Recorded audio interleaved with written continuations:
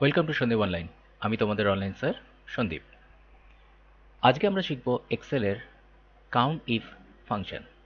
Count if ফাংশনটা কি না, অনেক ডেটার মধ্যে থেকে সহজেই কাউন্ট করে নেওয়া পার্টিকুলার কোনো জিনিসকে।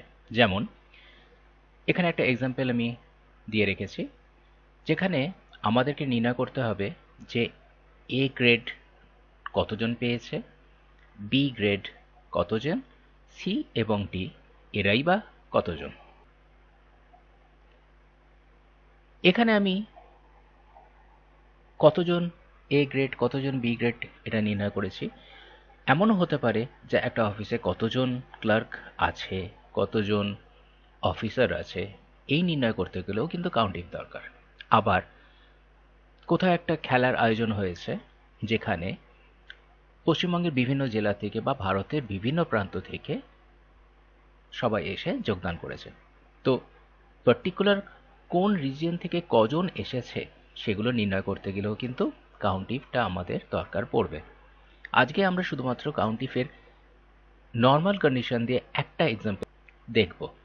পরের ভিডিওতে আমি কাউন্টিফের বেশ কয়েকটা এক্সাম্পল দেব।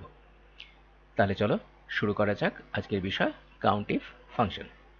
সবার প্রথমে যেটা করতে হবে, এই নাম্বারের ঘরে নাম্বারের সেলটাকে সিলেক্ট করে ইকুয়াল দিয়ে আমরা টাইপ করব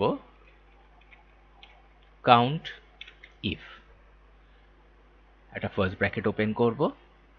এবার এই গ্রেডের যে রেঞ্জটা আছে এইটাকে আমরা সিলেক্ট করব, একটা কমা দেব।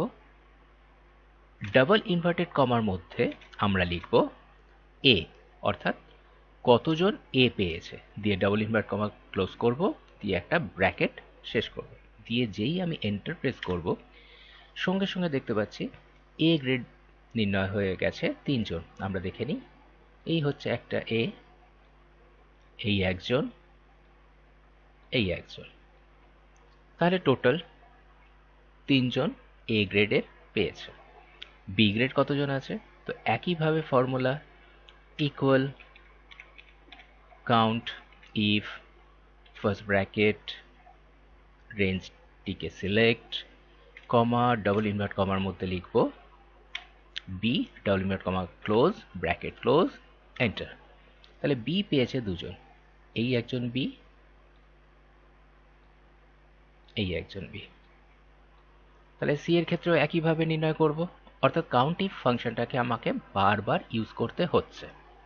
আমরা এই বারবার ইউজটা নাও করতে পারি। সেক্ষেত্রে কি করব? সেক্ষেত্রে আমার ইকুয়াল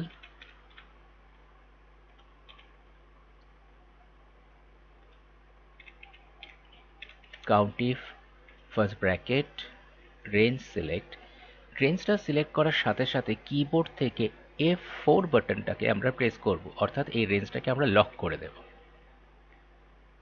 কমা ডাবল ইনভার্টেড কমার মধ্যে আমরা লিখব A, double invert comma close, bracket close, enter. A grade পেয়ে গেছি 3 জন। আমরা এখন এই ফর্মুলাটাকেই কপি করে টেনে দেব। তাহলে সবার ক্ষেত্রেই দেখছি 3 জন এসছে, যেটা ভুল। শুধুমাত্র আমরা একটা জায়গায় চেঞ্জ করব, সেটা কি না, বি নির্ণয় করব যখন, তখন বি এর সেলটাকে দুবার ক্লিক করলেই ফর্মুলাটা ওপেন হয়ে যাবে।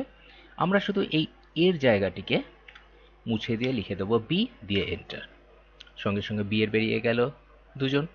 সি এর ক্ষেত্রেও দুবার ক্লিক, এটাকে ইরেজ, সি, এন্টার। ডি এর ক্ষেত্রেও তাই। তাহলে শুধুমাত্র রিমার্কটাতে, অর্থাৎ এ বি সি ডি এইটা কতজন আছে সেটার জন্য আমরা শুধু ওইটাকে লিখে এন্টার প্রেস করব।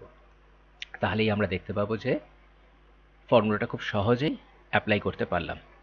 এখন এই ফর্মুলাটা কাজ করছে কিনা সেটা আমরা একবার চেক করে নিই। সি এখানে কেউ ছিল না, আমি একটা নাম্বার একটু কমিয়ে দিলাম।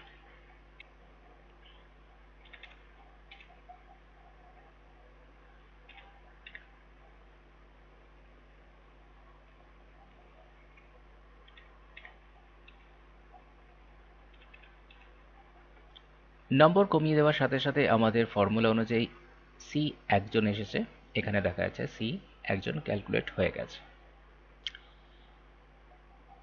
আবার একটা দেখি ডি আছে আমাদের একজন, আমি আরও কমিয়ে দিলাম আরেকজনের ক্ষেত্রে।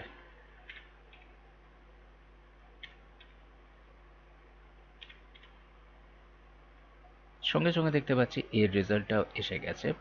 30% যে পেয়েছে ডি গ্রেড, এবং ডি গ্রেডে দুজন এসে গেছে, অর্থাৎ এ একজন, এই একজন।